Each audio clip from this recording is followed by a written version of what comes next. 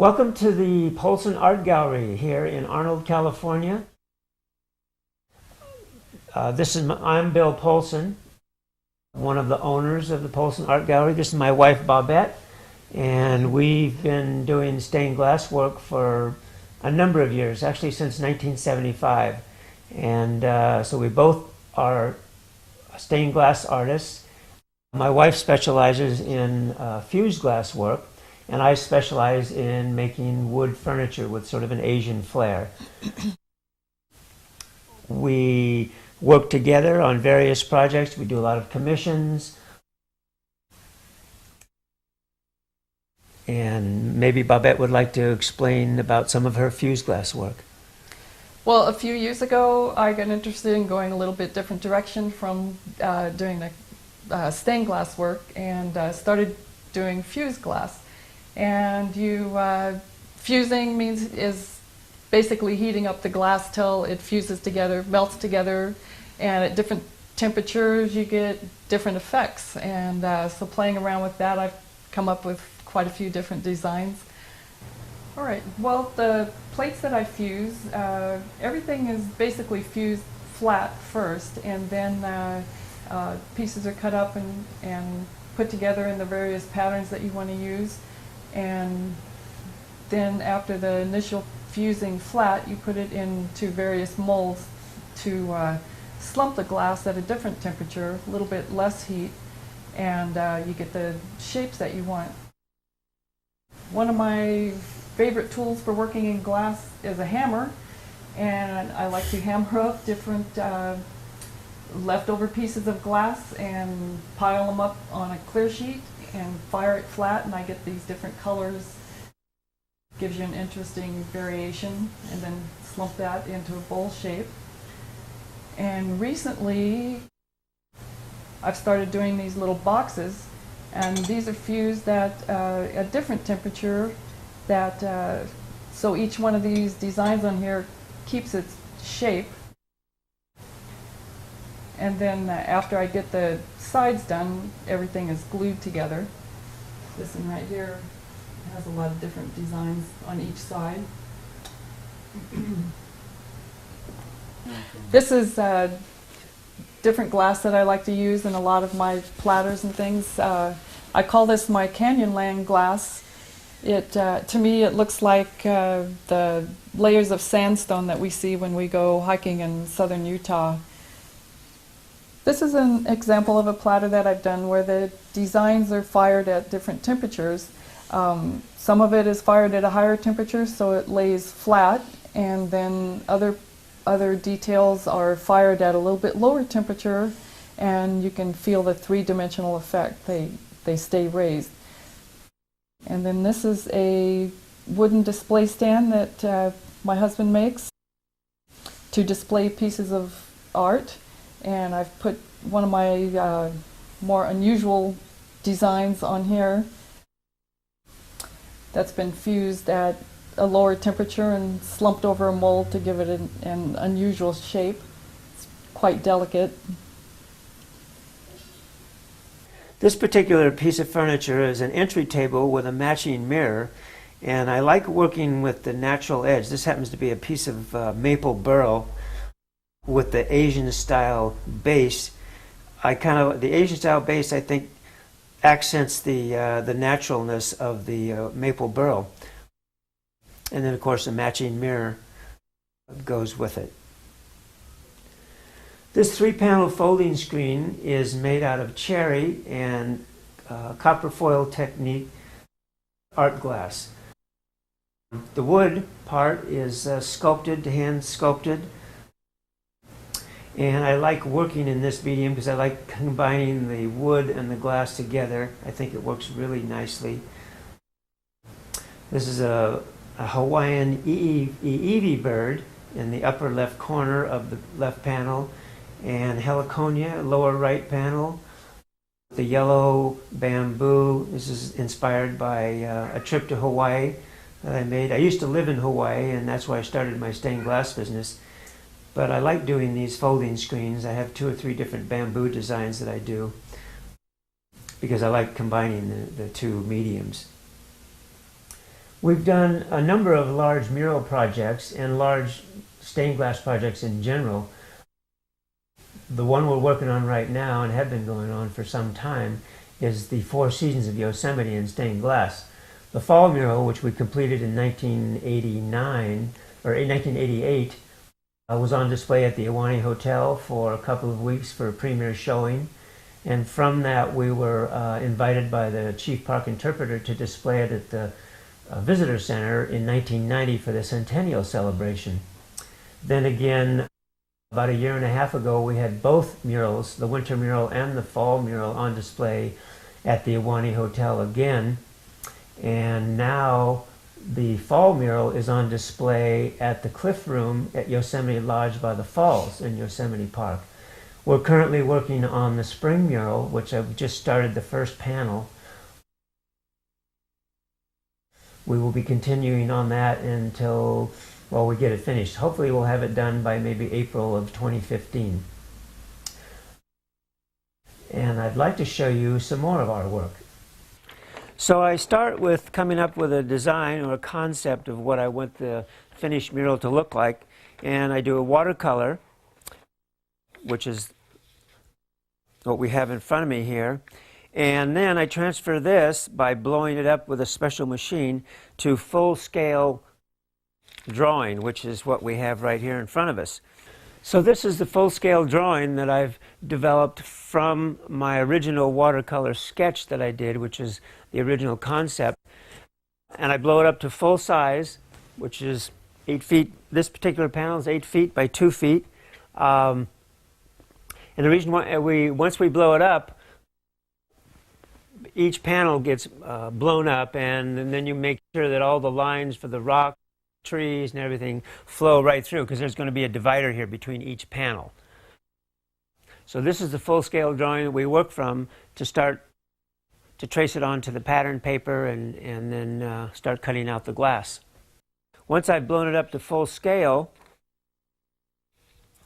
then I take the pattern paper, because I use carbon paper to transfer this full-scale drawing to pattern paper so that I can cut out the pieces that will then go on specific pieces of glass that we've already selected out for, like a rock or a leaf or a petal or a tree trunk, that sort of thing. So once I do that, then I cut the patterns out. Here's one that's a rock that goes right here. Here's another one, goes right here. Once I've done that, then I'm ready to start cutting the glass. And once I've done that, then I'll be ready to start foiling and setting up the glass so that we can solder it all together. And like, again, here are these pieces. Here's, let's see, where is this rock? Now this is the back side. So this piece goes here. And this one, it goes here. And we select out the glass according to the shading, according to how it'll look in the finished product, so it has the right shading, and then we're ready to solder. In this particular window, I've done, the top half is all copper foiled. The bottom half is all leaded. The reason for that is down here the lines are very flowing, and so the even lines are fine. Up here with smaller pieces, like these little tree, the clusters of the tree, the lead lines need to be a lot more delicate. So, and I like the irregularity of the lines as well. So that's why we do the copper foil technique, and we do both. I'm ready to cut the glass now, so I've picked out a piece of glass that's going to work for this particular rock. So I need to hold it up to the light so I can see where the shading is. You can see where I want it to be dark along this part here. So that's going to work pretty good, just like this. And so now I'm going to start cutting the glass. I use a little bit of kerosene to lubricate the cutter.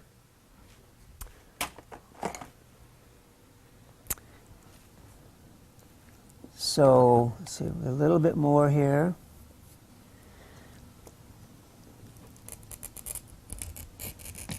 You want to hear that little zing as it goes across there.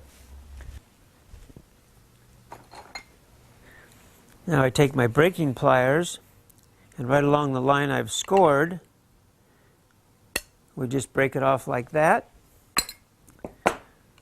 and then get it back in position, and go like this all the way around the piece.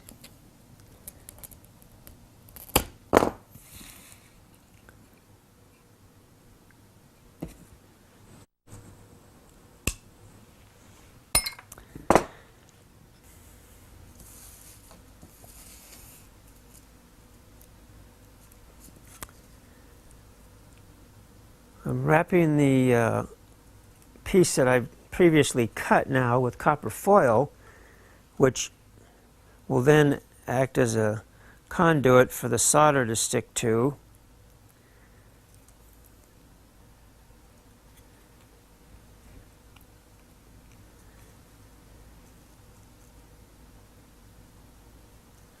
Trying to get it centered on the thing so there's an even amount of foil on each side. It's a bit of a slow process, but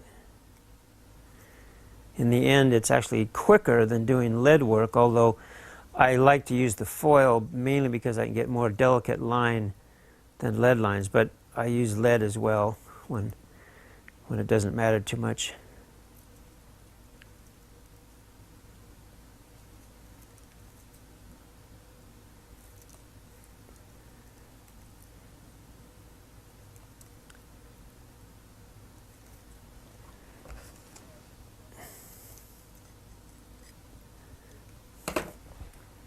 Once we get it wrapped, then we need to use what they call a fid, a piece of wood basically, to make sure that the lead or the foil is flat. This is the pattern of the piece I just cut, and here's the piece in its final stage after wrapping it with copper foil, and this is how it fits into the final the finished panel. So now I'm going to start soldering, and the first thing I'm going to do is use the flux, which will help to flow the solder into the copper foil. So I'm going to brush this all along here.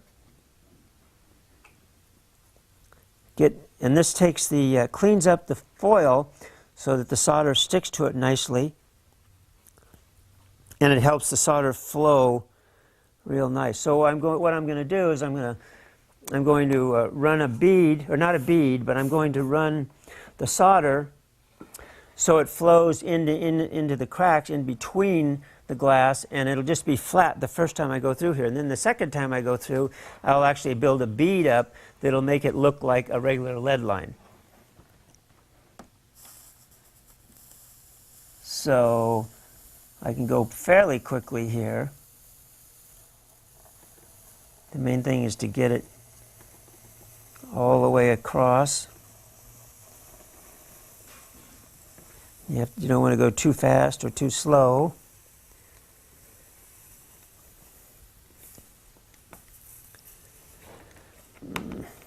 Oop.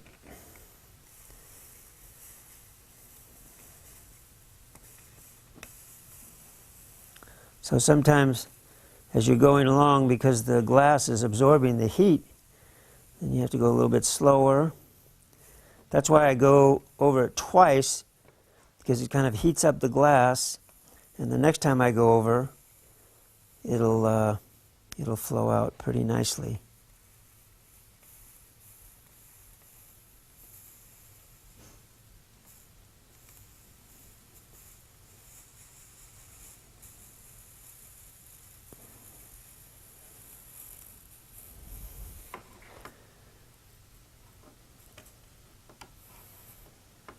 Okay. This is the winter mural, which is the second of the 4 seasons that we're doing of Yosemite. It's a full moon nighttime scene, winter, with the bobcat kind of scoping out the snowshoe hares hiding in a log. It takes about 2 years to do one mural, because you got to go from the original concept of the design to the full-scale drawings. And then that takes, up to the full-scale drawings, that takes about a year to complete. The actual cutting and assembling of the pieces takes about another year, cutting all the glass and putting it together. Some of the glass that we've used is very special, like the sky glass is all hand blown. In other words, they blow the glass into a cylinder, and then while it's hot, they slice it and lay it out flat.